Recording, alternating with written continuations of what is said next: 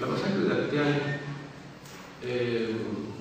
tiene varias peculiaridades que en mis artículos y entrevistas por radio y por televisión yo he considerado como irregularidades. Ustedes saben que la Suprema Corte de Justicia, la primera sala de la Suprema Corte, acaba de resolver el otorgamiento de un amparo liso y llano a 20 procesados, 20 presos procesados como autores materiales de la masacre de Acteal. Conceder un amparo liso y llano significa, en términos jurídicos, que se absuelve con esa concesión del amparo, se absuelve a los presuntos culpables.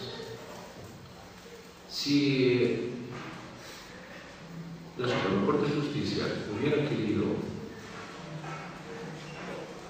resolver las irregularidades de los juicios o de los procesos, hubiera conseguido un amparo para efectos, que lo consiguió en el caso de 6 casos. Un amparo para efectos es una orden para reponer todo el procedimiento y poder subsanar errores reales o fantasiosos del proceso.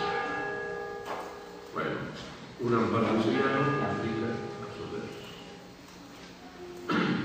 Ahora, ante las irregularidades procesales, la Suprema Corte resolvió la absolución. Y uno de los ministros, no quiero mencionar su nombre para no echar a perder la atmósfera que tenemos aquí,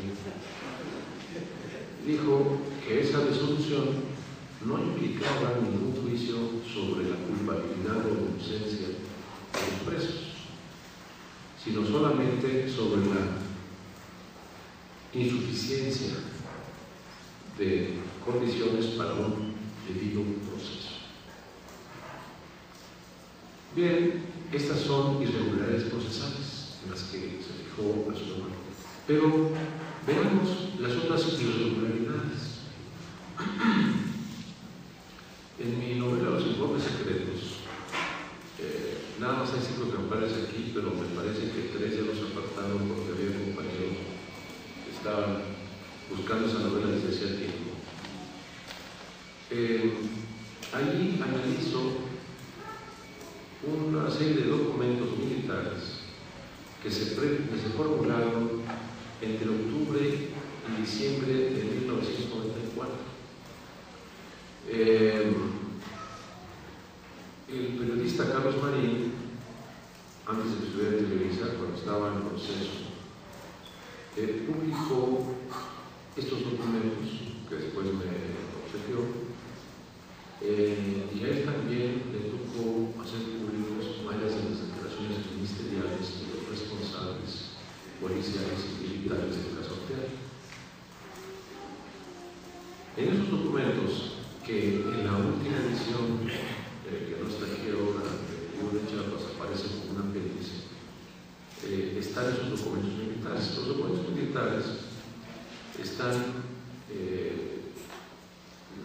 insistiendo en la organización de grupos de autodefensa civil en las comunidades indígenas de los Altos, que sirvan de contrapeso a los simpatizantes zapatistas o a las bases sociales zapatistas.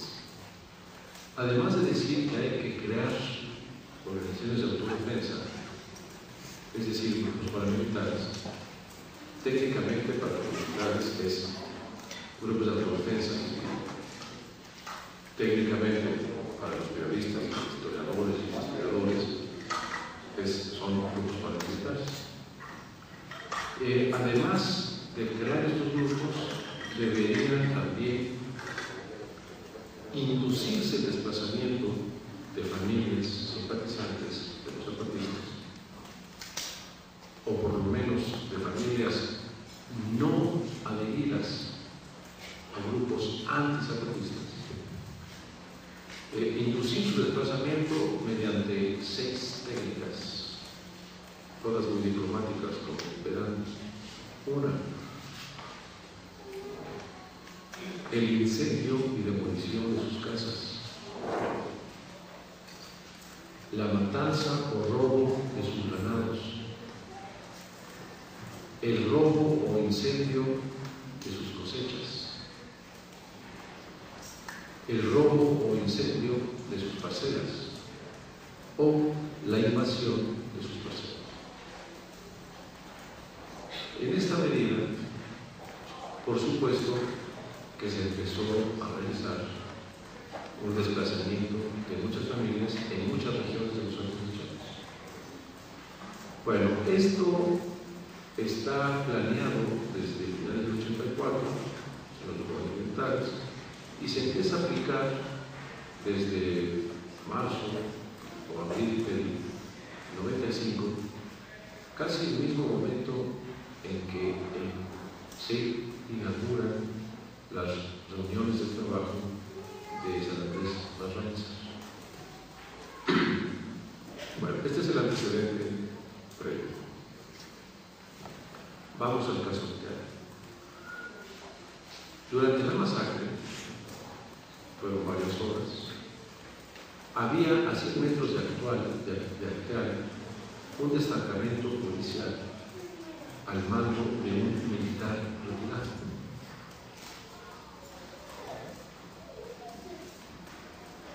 Gente de Arteaga se acercó al militar para decirle que estaba allí habiendo una matazón, que intervinieran, que impidieran la masacre. Y el señor dijo que no era su asunto y que no tenía instrucciones superiores para intervenir.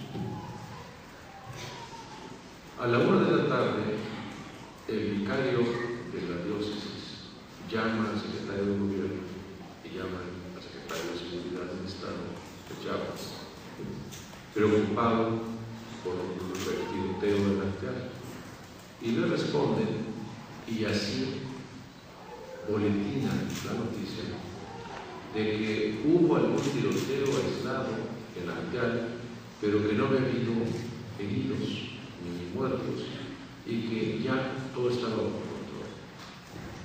A las 6 de la tarde, uno de los sobrevivientes, que sobrevive gracias a que tenía uno o dos cadáveres encima y pensaron que él estaba abajo, ya estaba muerto, llega a la diócesis de San Cristóbal y a partir de ese momento es cuando se tiene un conocimiento pormenorizado de los términos de la masacre. 2 horas después llegan periodistas y sobre todo 3 ambulancias de la Cruz Roja. A las 4 de la mañana llegan varias decenas, casi un centenar o más, de elementos de la Policía Judicial del Estado de Chiapas. Veamos, primer dato, la policía que está presente durante la masacre no interviene, es decir, es permisiva. Los cuerpos policíacos llegan a las 4 de la mañana, no habían previsto que ya estuvieran ahí periodistas y que ya estuviera la Cruz Roja. Y la consigna que traían era muy clara y aparentemente lógica. 1, desaparecer cadáveres. 2, borrar todos los vestigios de la escena del crimen. 3, modificar la escena del crimen. 4,